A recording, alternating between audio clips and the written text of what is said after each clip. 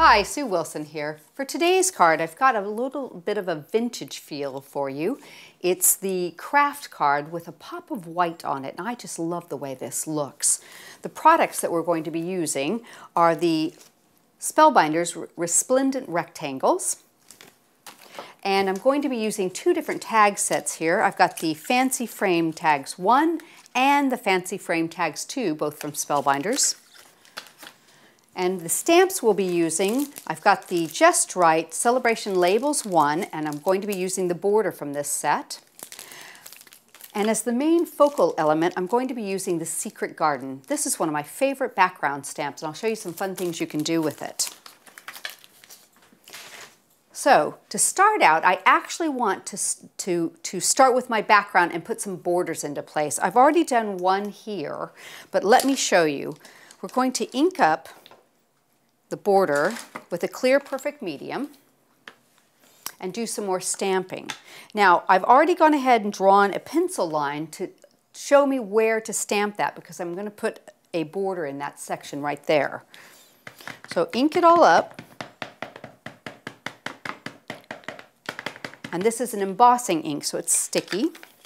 And I'm just going to line the back of that stamp up just underneath that line there. Give it a good press. Make sure I've got contact and remove. And let's go ahead and put some embossing powder on it. In fact, I'll tell you what, let's do both of them and then we'll do it together. And then I'm going to turn this one the opposite direction and line it up so that the straight part is with the bottom of the card. That looks good. Give that a press. And we'll just do all of our embossing at once. There. I'm going to put a piece of copy paper underneath me to catch the excess embossing powder. And this is the Cosmic Shimmer True White. It's the one I use the most for any of my white embossing. That looks good. Let's set that aside.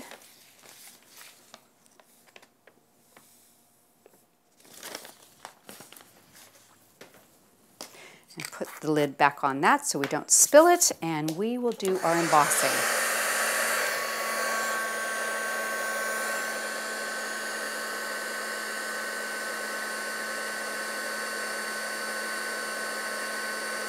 You can really see it pop as the white heats and melts and changes color.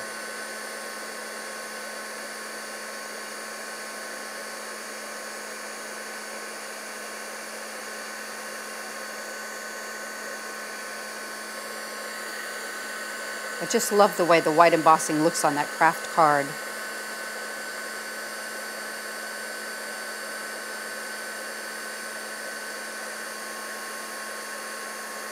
There, make sure we've got all our little spots. That looks good. Now, I'm going to go ahead and tape this into place with my background. I've already prepared a background piece with a black border on it and then a white double matte. Using some double-sided tape, we'll just pop that around the corners here, all the edges.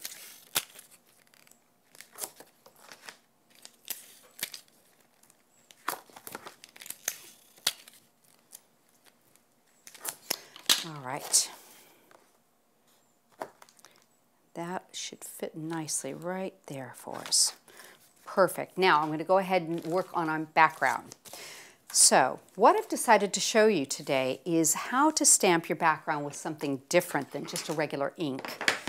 Here I've got the distress stain called Picket Fence from Ranger. This is one of the Tim Holtz colors. Now if you listen, it's got a blender bead in there. You want to get it nice and shook up so that all your color is even. And there's a dabber top on this. So we're just going to run it across and make stripes basically across our stamp. And if you find it's stopping a little bit, just give the top a little tap and that will release more ink. Now this is not going to give you the same kind of coverage that an ink would. It's more of a shabby chic look, I think. That's probably the best way to describe it. But it's really pretty on the craft card. It's more subtle. And then if you've got any spots that you're not quite sure you've covered real well, give it an extra dab. That looks good. Let's stamp that.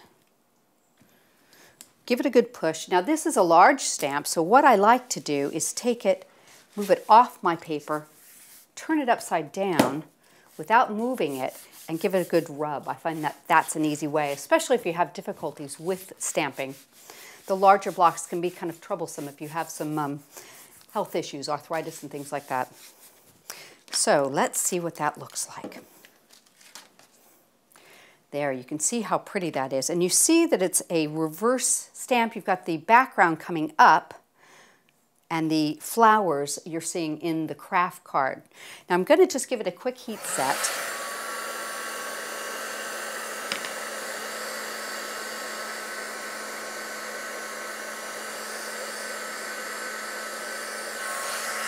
Now one of the things you can do if you want it a little bit deeper is you can use a white pencil on it and just pull that back in a little bit. It's just like coloring any kind of stamped image, and that will create more of a white background for you. I use some colored pencils just to go into the petals and pop those colors out on the one that I've done. So I've just taken a little bit of a red pencil, I've added a little bit of an orange in there. Pop that out, maybe even some yellow. You can pick whatever color combination you like, but you can see it really coming to life on that craft card. Used one of the green for the stems and the leaves. I love the way it looks. Just a soft little circular motion, you can color all these. And another thing I've done, I've gone ahead and prepared one, and the other thing that can really pop out the image is just take a fine tipped black pen and put dots all the way around the edge. It adds interest to your card and draws the eye in. Let's just finish this flower. Very simple, all the way around the edge. Little taps. Isn't that pretty? Now, I left that section when I stamped so that it would fit this piece, so I'll go ahead and put it into place. A little bit of mounting foam there. We'll center that. Isn't that pretty? Let's add our sentiment now. I'm going to do a little bit of cutting. So I'll bring over my sandwich. So I've already put one of the resplendent rectangles onto a piece of black card with some wax paper. I've stamped my sentiment, put my tag on that, and I've got another one here from the other tag set and a little bit of wax paper in that. So let's cut those.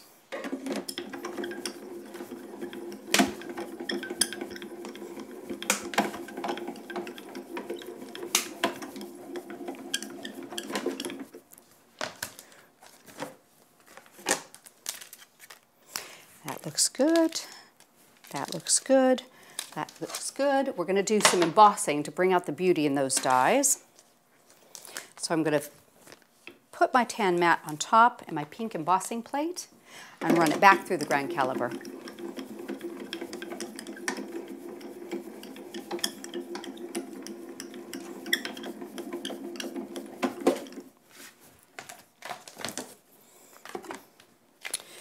Now, our sentiment, we're going to do a tiny bit of inking, but let's take these apart.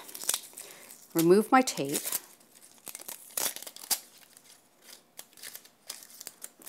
Pops right out with the wax paper.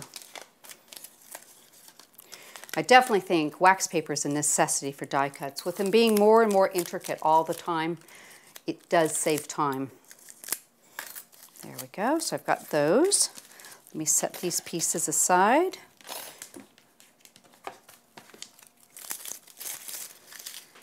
And we'll do a little bit of inking. I'm just going to hit it very lightly with the black soot.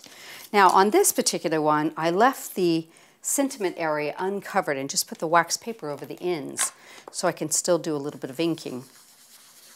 If I'd put the wax paper on there, I would have to remove it and then seat the die back, seat the die cut back in the die to do this.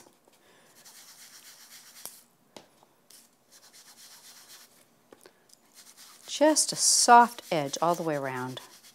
I think that's all it needs. Let's see how that looks.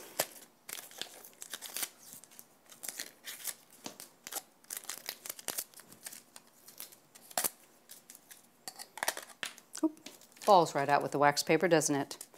Remove that off of there. And let's take out that little piece there. Gorgeous, look at that. You can see that really nicely. Okay, so let's assemble that. And the reason I've done it this way is because you just get a little bit different of a look when you layer up your die cuts. So I'm going to use some mounting foam. We'll cut a piece here, put this on the back, and we'll cut a tiny piece here and here. One for our sentiment. There. So we can layer this up. I'm going to put this one, since it's the longest, on the bottom. In fact, we'll just go ahead and put this onto our card. Just to make this a little more special, I'm going to cut this and extend it out. Just so it extends a little bit past there. Because that's not going to show, and I think that'll be way prettier. There. And then put this one on top. And finally, our sentiment.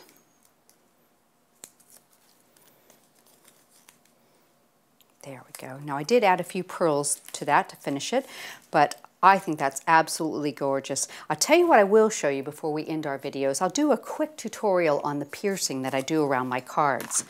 So I'm just going to show you with a little piece of coconut white cardstock, and then let me just move these aside, and I'll show you how we do this. The way I do piercing is, we have a piercing ruler here, and it's got a little bit of a beveled edge with holes in it. I line the edge of that up with the edge of my paper. And if you notice, there's some lines going this way, all the way across. I tend to try and center them as much as I can, and I always start 2 holes in. And I use a stick pin to keep that into place, okay? Then, using my pokey tool, which has got a 1mm diameter needle on it, I just pop it through here into the foam pad. Now I use a really dense foam pad. I recommend not using anything like a mouse pad or anything like that, styrofoam. You need something that's very dense and it's not going to allow it to wiggle around. I also keep my hand firmly on the ruler as I go, and I just pierce through each of these holes. And then if I need to move my hand, I leave that piercing tool in, move my hand over, and then continue on. And that keeps the ruler steady. And then if I get to this part and it's a little bit in my way, I'll move it out and just keep going until I hit that hole. There. Then I take it and I turn it, and using that same exact hole, I line that up with the hole in my ruler, and then move it across and start this side 2 holes in also, and continue. And this is how I do all of my piercing. And I just work all the way around the card. And occasionally, if you haven't cut your card completely straight, and that does happen, then you might have to fudge it a little bit. If you get to the end and the hole's not quite right, you can move the ruler ever so slightly and make it look even. But it's really, really easy to do. It takes a little bit of practice, but after you've done it for a few times, then you'll have it down pat. So there you go. Let's see, one last hole, and you can see 2 sides. Nice, straight, pierced line all the way around the edge. I think it's a perfect way to frame your cards. So let's show you one last time the card that we finished for today. I think it's a really pretty, elegant look with that craft card, and you can have some fun with it. Using the white and the picket fins, it really does pop.